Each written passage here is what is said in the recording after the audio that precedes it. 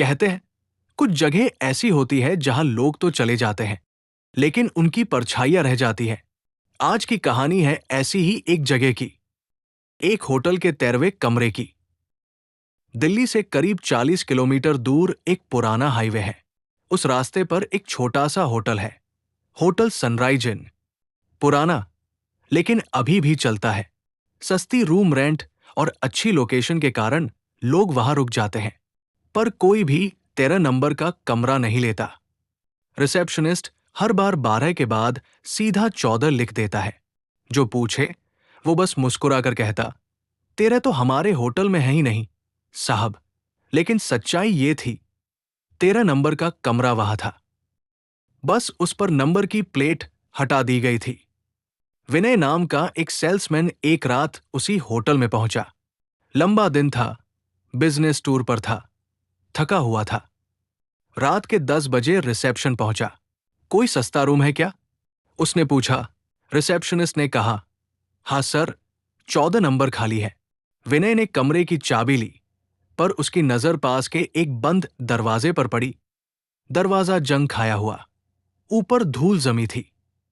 ये वाला कमरा खाली है क्या? उसने पूछा। रिसेप्शनिस्ट का चेहरा तुरंत उतर गया। वो स्टोर रूम है सर, पुराना है। फिर भी नंबर क्यों नहीं हटाया? हटाया तो था, फिर अपने आप वापस दिखने लगा। रिसेप्शनिस्ट ने हंसने की कोशिश की, पर हंसी बनावटी थी। विनय मुस्कुरा दिया। भूत-वूत की बात लगती है। रिसेप्शनिस्ट चुप रहा। विनय 14 नंबर कमरे में गया, नहाया, खाना खाया और सोने की तैयारी करने लगा।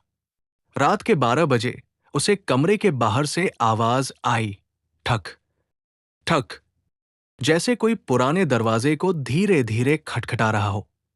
उसने झांक कर देखा, कॉरिडोर खाली था, सिवाय उस एक दरवाजे के जिस पर कोई नंबर नहीं था। धीरे धीरे वो आगे बढ़ा। दरवाजे पर उंगलियां फेरते ही पुराने नंबर उभर आए, 13। विनय हंस पड़ा। तो ये है वो डरावना कमरा। वो डर से ज्यादा जिज्ञासु था। उसने हैंडल घुमाया, दरवाजा खुल गया। कमरे में बदबू थी, हवा बंद, दीवारों पर धूल और पुराने खून जैसे दाग। वो अंदर गया और मोबाइल की टॉर्च ऑन की। कमरे के बीच में टूटी कुर्सी थी, दीवारों पर पुरानी तस्वीरें टंगी थी। सब तस्वीरों में एक ही आदमी था, मुस्कुराता हुआ, सूट पहने। पर हर तस्वीर में एक चीज अजीब थी। उसकी आंखें सीधी कैमरे में नहीं, बाएं कोने की ओर देख रही थी, जैसे कमरे में कोई तीसरा व्यक्ति खड़ा हो।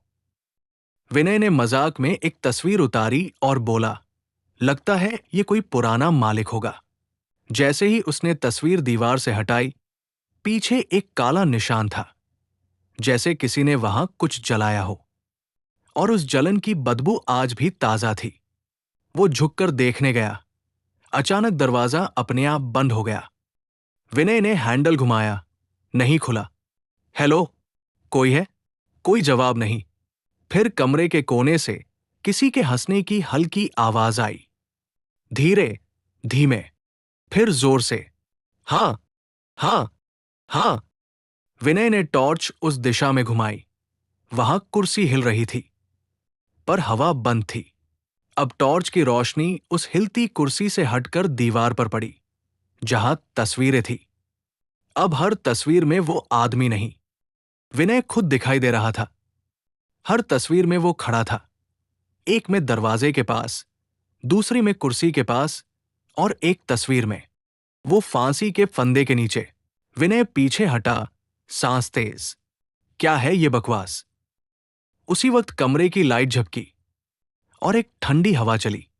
कमरे के बीचों बीच अब एक साया खड़ा था, लंबा, चेहरा काला जैसे धुआं, आंखें बस दो जलती हुई बिंदियां। वो साया बोला, तुमने मेरा कमरा क्यों खोला? विनय चिल्लाया, कौन है तू?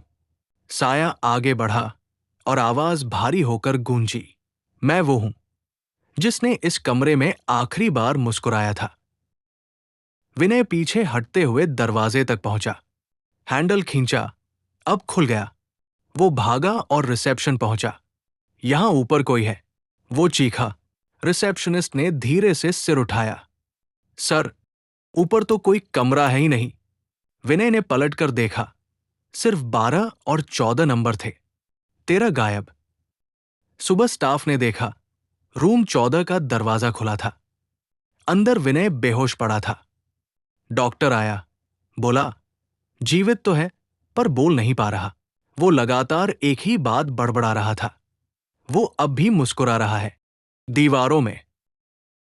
होटल आज भी चालू है, लेकिन उस गलियारे की एक दीवार आज भी थोड़ी सी उभरी हुई लगती है, जैसे किसी ने अंदर कुछ सील कर रखा हो।